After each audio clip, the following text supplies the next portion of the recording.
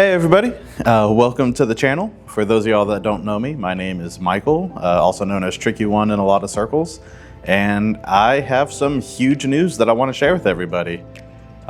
We're building our own card store. Tricky's Cards and Games is coming, and I kind of want to go through this whole process with you guys from the ground up. It's something I've always wanted to do. It's been a passion of mine, since I was 5 years old. I've been collecting Pokemon cards. I had Pokemon birthday parties. I collected all the cards back in the day. I even woke up one Christmas and had a tree just covered in Pokemon packs. And my parents had gotten me all the different video games. It's been a part of my life for over 25 years. It's amazing. As I got a little bit older, I kind of fell out of Pokemon for a little bit and got really hooked into Yu-Gi-Oh! A lot of my friends were playing that now, so I got to playing that. And then once I got to about middle school, I kind of stopped with all the cards for a while. Until in high school, my best friend Luther got back into Yu-Gi-Oh! And he's like, hey, you should come check this out. And so I did, and I went all in all of a sudden. I was traveling the country playing the game competitively. I was going to frat night at my buddy's house every Thursday night and having a bunch of playtest nights and everything. We were playing with a lot of the professionals up in the Atlanta area. It was huge. It became a core part of my life. I've gotten to travel the world because of all these different card games and all this competitive playing I've done. If it's not Pokemon, it's Yu-Gi-Oh! If it's not Yu-Gi-Oh!, it's HeroClix. If it's not HeroClix, it's Disney Lorcana, or now Riftbound's about to start. It's just something that's always been a part of my life. And now, with my daughter, she is huge into collecting the Disney card game Lorcana, especially the Rapunzel cards, but she'll open anything she can get her hands on. So I have to be careful whenever I leave my sealed product around her. She also loves to collect Pokemon cards. Her name is Evelyn, Eevee for short, so I'm sure you can tell what one of her favorite Pokemon are. But ironically, Sprigatito all of a sudden has kind of taken over a little bit for her. So it's like Sprigatito and then the Eeveelutions, which is making her mom not the happiest because Eevee was always one of her favorites. But I'm just so happy that I get to share this passion and this hobby that I've had ever since I was her age. And now she's getting to experience all this for the first time. And that's part of why I wanted to do this. I wanted a safe space for her and for other kids to be able to come and play. But I also want to be able to have a competitive scene to where people that have that itch, that urge, that drive to just get better and better can come and play for product, play for prize support, and then get that playtesting they need to go to these larger events. Because I'm not stopping going to these big events. Now, it's going to be a little difficult trying to figure out who's going to be running the shop while I'm gone, but I definitely still plan to go to these while also growing this community to be one of the biggest communities I possibly can. Now, I've always dreamed about having a card shop, but it's not as easy as, hey, I'm going to do this and just go. I did actually have a business partner lined up, and unfortunately, that partner decided to step away from the project before it got fully underway. But that's when Andrew stepped in. Andrew's a buddy of mine that I met while actually working at a different card shop.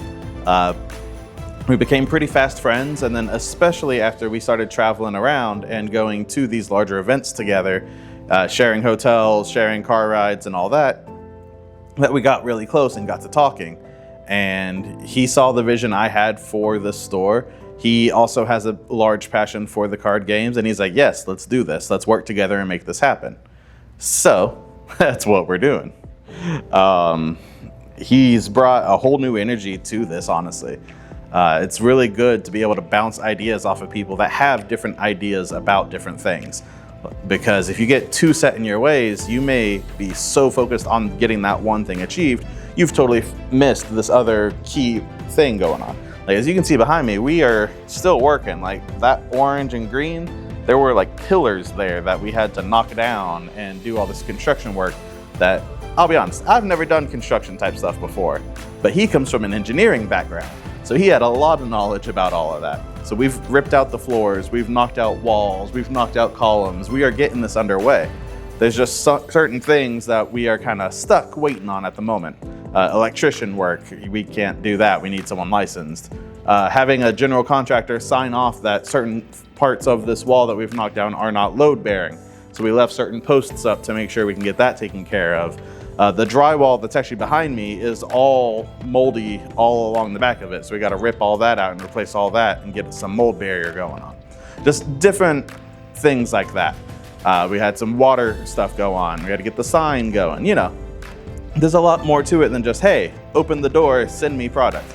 And unfortunately, that's what a lot of people think opening a card shop is these days, especially with how booming the Pokemon market is.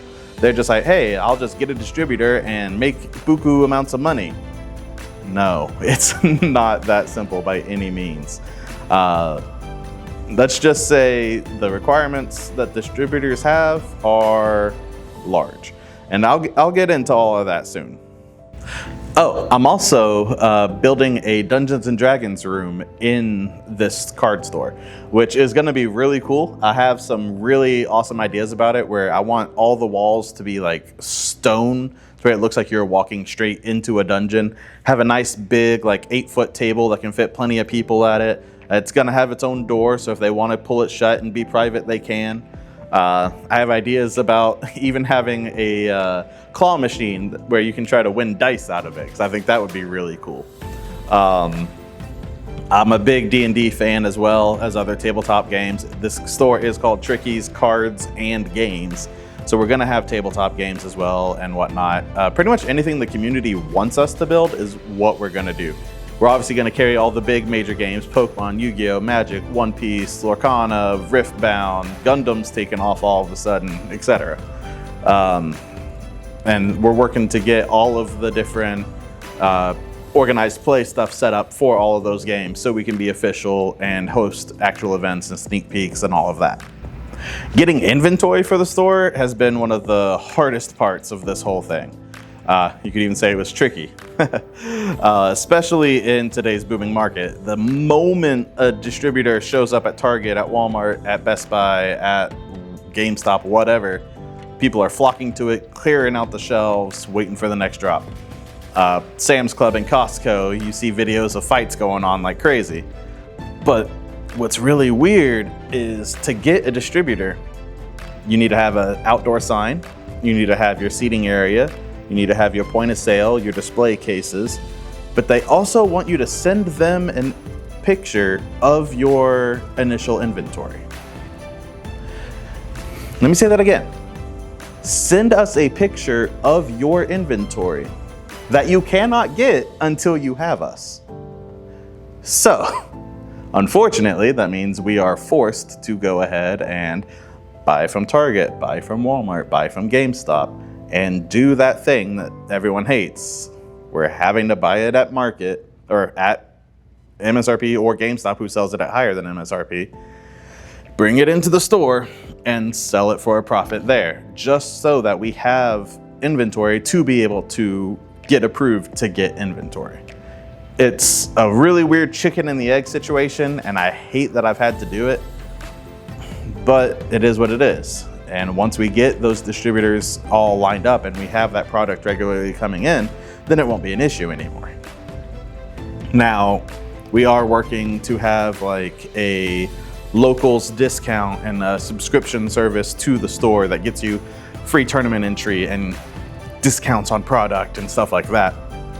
But I'll go into all of that later. I want to not bog down this video too much. This is more of a, hey, this is happening kind of thing. Even while this store is still under construction, we really want Tricky's to be the go-to place in our area for people to come and play their favorite games. In the future, that means competitive events, pre-releases, casual play nights. I want to organize trade events where we're going to get multiple vendors coming into our shop and being able to host like actual big trade events where we'll have them lined up throughout the store and people can come in with their stuff and trade with all these different vendors and make it like a big community thing. It's not just about trying to make money here. We want people to feel like they belong the moment they come into the store. We want people to want to come here and spend their money here and spend their time here, because there's so many places you could otherwise go. Giving back to the community is also really important to us. Even at this early stage, we're really trying to figure out ways that we can like benefit the people around us. It's not just business about making money. It's about building communities and building connections and friendships. Like I said, the whole reason me and Andrew got into a relationship together to start the store is because we built that friendship and that connection over these card games. I've made friends playing these games for years that have now moved all over the country, and I still talk to them and I still get to follow them on Facebook or see how their lives are changing. I used to play HeroClix incredibly competitively, and I had to step away from that once my daughter was about 1 year old because she was developing as a small child and I couldn't just drag her around to all of these events. And it wouldn't be fair that only I was going when her mom also was a big HeroClix player. So we just decided together that we were going to stop for a while. Last year, I went to Worlds just randomly to just go by and say hi kind of thing and play in some side events. And the amount of people that came up to me and were like, oh my God, you're back. Or, hey, how have you been? I've been seeing your daughter grow. How old is she now? And this just immediate feeling of, I felt like I was home again. And I did not expect that. Those are the kind of connections that I want people to feel when they come into the store. I want them to feel like they are coming home, that they are in this welcoming, accepting place. And I can't wait to provide that for people. Now, right now, our journey is only just beginning. We've got construction underway, we've got plans taking shape, we've got furniture and all of that on its way. We need to paint the walls, we need to get everything laid out. But I cannot wait for this space to be fully ready for everyone so y'all can come enjoy your favorite games, be it Lorcana, Magic, Pokemon, Yu-Gi-Oh, Dungeons and Dragons, Catan, whatever it is that is what you like to do. This is only the beginning, and I am so excited to share every step of this with you guys. I've got some footage of what this place looked like from the beginning, and I'm gonna go ahead and put that on screen now. I'm not sure what exactly you're seeing because I'm just gonna be voicing over this part right here. But when you walked in originally, there was just a wall there. Like you just walked into a wall on your left, a wall on your right, and now it is so open. We've cleared out so much space. We're gonna be able to, I think, realistically have at least 40 players in here, plus plenty of display space, plus the D&D room, plus an office and storage area for myself and Andrew. This place is going to be amazing, and I cannot wait to get it started. We've got a sign now, in fact. I'll put that on screen as well. We just got that installed recently. They told us it was gonna be 3 to 4 weeks. A week and a half later, they called us saying, hey, it's ready, we'll come install it tomorrow. And that was crazy to me. I was like, okay, this is really happening. Everyone I've talked to in this city about, hey, this is what we're doing, this is what we're opening up, everyone's so excited about it. Our bank was super excited about the business. Lowe's across the street has been super excited. We're actually connected to a gas station, and we've been talking to the owner of that gas station, and he's excited.